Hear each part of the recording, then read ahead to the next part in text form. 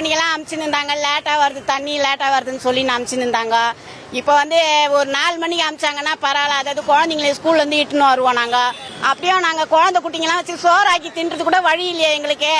சொல்லு, எப்படி சார் நாங்கள் இது பண்ணுறது? ராமநகர் தெருவுலேருந்து வரேன் சார். நீங்கள் இந்த மாரி சொன்னால் எப்படி சார்? மக்கள் எல்லாம் எப்படி ஒரு ஏதாச்சும் ஒரு ஓட்டு கேட்டுன்னு வந்தால் அவங்கள தான் கொச்சப்படுத்துறாங்க. ஓட்டு கேட்டுன்னு வராங்கன்னா ஓட்டு மட்டும் கேட்டுன்னு வரானுங்க, அப்படி இப்படின்னு கொச்சப்படுத்துறாங்க மக்களுங்க. அப்போ இந்த மாதிரி இங்கே தண்ணி அனுப்பலன்னா எப்படி சார்? சொல்லு. நாங்களுக்கு தண்ணி தானே தேவை, குடிக்க தண்ணி இல்லை, சாப்பாட்டுக்கு தண்ணி இல்லை. எங்கள் வீட்டில் தண்ணி இருந்துதானா நாங்கள் இது பண்ண, மோட்ரு கூட இல்லை சார் எங்களுக்கு. அப்போ நீங்கள் இந்த மாதிரி சொன்னீங்கன்னா எப்படிங்க சார்? கொஞ்சம் தயவு பண்ணி நீங்கள் அமிச்சிங்கன்னா கொஞ்சம் நல்லா இருக்கும் மக்களுக்கு.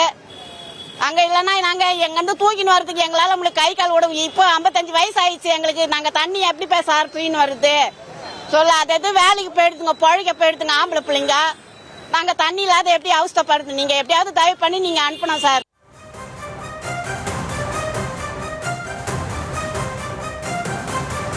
சென்னையில் உள்ள தண்ணீர் லாரிகள் மறைமுக ஸ்ட்ரைக்கில் ஈடுபட்டுள்ளதாக குற்றச்சாட்டு எழுந்திருக்கிறது. மருத்துவமனை உள்ளிட்ட முக்கிய இடங்களுக்கு தேவையான தண்ணீரை கொண்டு செல்லவில்லை என்ற புகாரும் முன்வைக்கப்படுகிறது. நேர கட்டுப்பாட்டை காரணம் காட்டி மறைமுகமாக தண்ணீர் லாரிகள் ஸ்ட்ரைக்கில் ஈடுபட்டுள்ளதாக தகவல் வெளியாகி இருக்கக்கூடிய சூழலில் விவரங்களோடு இணைகிறார் நமது செய்தியாளர் ஜெரி. நேர கட்டுப்பாடு விதிக்கப்பட்டிருக்கிறது. அதாவது பள்ளி வேளைகளில் காலை மற்றும் மாலையில் குறிப்பிட்ட நேரத்தில் தண்ணீர் லாரிகள் செல்லக்கூடாது என்று கட்டுப்பாட்டு விதித்திருக்கக்கூடிய சூழலில் இந்த மறைமுக ஸ்ட்ரைக் அறிவிக்கப்பட்டிருப்பதாக தெரிவிக்கப்பட்டிருக்கிறது. விவரங்கள் என்ன? வணக்கம். சென்னை பெரம்பூர் பேப்பர் மில் சாலையில் பள்ளி மாணவி ஒருவரை தாய் அழைத்து செல்லும் பொழுது தவறி கால் இடறி விழுந்து பொழுது அப்போது விபத்து ஏற்பட்டது. சாலையில் உள்ள பள்ளத்தில் இறங்கி ஏறிய போது இந்த விபத்து ஏற்பட்டதால முக்கிய காரணம் தண்ணீர் லாரி அங்கு வந்தது என்று கூறப்படுகிறது. அதாவது பீக் ஹவர்ஸ் என்று சொல்லக்கூடிய சிறுவர்கள் பள்ளிக்கு செல்வ நேரம், வேலைக்கு செல்லக்கூடிய நேரங்கள்ல கனரக வாகனங்கள் செல்லக்கூடாது என்பதே விதி. அதை மீறி இந்த தண்ணீர் லாரி இயங்குதே இந்த விபத்துக்கு காரணம் என்று கூறப்பட்ட நிலையில் இதனைத் தொடர்ந்து சென்னை பெருநகர காவல் எல்லையில் பள்ளி வேலை நேரமாக காலை 7 மணி முதல் மதியம் 12 மணி வரை, அதே போல மாலை 4 மணி முதல் இரவு 8 மணி வரை தண்ணீர் லாரி உட்பட்ட எந்த கனரக வாகனங்களும் உள்ளே வர அனுமதிக்க கூடாது. இந்த கட்டுப்பாட்டை முறையாக கடைபிடிக்க வேண்டும். மேலும் பள்ளிகள் மற்றும் கல்லூரிகள் அமைந்துள்ள பகுதிகளில் கனரக வாகனங்கள் உள்ளே வருவதை போக்குவரத்து போலீசார் கண்காணித்து நடவடிக்கை எடுக்க வேண்டும் என்று போலீஸ் கமிஷனர் அருண் போக்குவரத்து மற்றும் சட்ட ஒழுங்குத்துறை போலீசாருக்கு உத்தரவிட்டிருக்கிறார். இந்த நிலையில ராயபுரம் அண்ணா பூங்கா நீரட்சி நிலையத்திலிருந்து ஆர்எஸ்ஆர்எம் மருத்துவமனைக்கு ஏறத்தாழ 20 லாரிகளும், ஸ்டான்லி மருத்துவமனைக்கு ஏறத்தாழ 40 லாரிகளும், மாவட்ட ஆட்சியர் அலுவலகத்திற்கு 2 லாரிகளும், ஸ்டான்லி மருத்துவமனைக்கு ஏறத்தாழ 10 தண்ணீர் லாரிகளும், ராஜீவ்காந்தி மருத்துவமனைக்கு ஏறத்தாழ 20 லாரிகளும், எழும்பூர் கண் மருத்துவமனை மற்றும் எழும்பூர் மகப்பேறு மருத்துவமனைகளுக்கும் இங்கிருந்தே தண்ணீர் கொண்டு செல்லப்படுகிறது.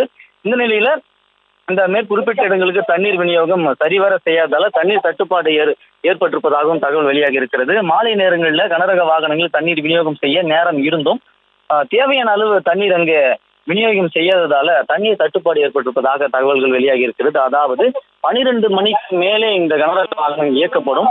12 மணி நேரம் வரை இந்த தண்ணீர் இருப்பு தாக்கு பிடிக்குமா என்ற கேள்வி எழுந்திருக்கிறது. மருத்துவமனைகளில் தற்போது தண்ணீர் இருந்தாலும் கூட 12 மணிக்கு மேல்தான் இந்த வாகனங்கள் இயக்கப்படும். அதுவரை அந்த வாகனங்கள் இயக்கப்பட்டு சரியான நேரத்துக்கு இடங்களுக்கு தண்ணீர் கொண்டு நிரப்பப்படும் அளவு வரை இந்த இருப்புகள் சரியாக 12 மணி வரை தாக்கு பிடிக்கப்படுமா என்ற கேள்வியும் எழுந்திருக்கிறது. அதே போல இந்த சென்னையில் இருக்கக்கூடிய முக்கிய மருத்துவமனைகள், அதாவது மேலே குறிப்பிட்ட முக்கிய மருத்துவமனைகள்ல அம்மா உணவகமும் இருக்கிறது. இந்த உணவகங்கள்ல தண்ணீர் தட்டுப்பாடு ஏற்பட்டிருக்கிறது. குறிப்பாக சென்னை ஸ்டான்லி மருத்துவமனையில் இருக்கக்கூடிய அம்மா உணவகத்தில் டேப்புகள் சரிவர இல்லை. இருக்கக்கூடிய 2 டேப்புகளிலுமே தண்ணீர் வர முடியாத ஒரு சூழலும் இருக்கிறது. எனவே உணவருந்தி விட்டு கை கழுவ கூட தண்ணீர் இல்லை. அவங்க உணவருந்தி அந்த பிளேட்டை கழுவுவதற்கு கூட தண்ணீர் இல்லாத ஒரு சூழல் ஏற்பட்டிருக்கிறது.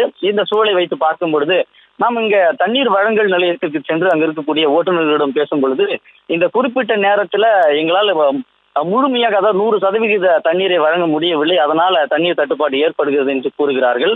அதாவது மாலை வேளைகளிலும் இரவு வேளைகளிலும் நேரம் இருந்தும் கூட முழுமையாக தண்ணீர் விநியோகிக்கப்படாததற்கு காரணம் மறைமுகமாக இவர்கள் ஸ்ட்ரைக்கை அறிவித்திருக்கிறார்களா என்ற ஒரு கேள்வியும் எழுந்திருக்கிறது. காரணம், இவர்கள் எத்தனை லாரி ஓட்டுகிறார்களோ அதற்கேற்ற போதுதான் அவர்களுக்கு கூலி வழங்கப்படுவதாகவும் தெரிவித்திருக்கின்றனர். அதாவது இந்த குறிப்பிட்ட நேரத்தில் அதிகப்படியான லாரிகள் இயக்கப்படாததால அவர்கள் வாழ்வாதாரம் பாதிக்கப்படுவதாக குற்றம் சாட்டுகின்றனர். எனவே இந்த மறைமுக ஸ்ட்ரைக்கில் அவர் ஈடுபட்டிருக்கிறார்களா என்ற ஒரு கேள்வியும் எழுந்திருக்கிறது.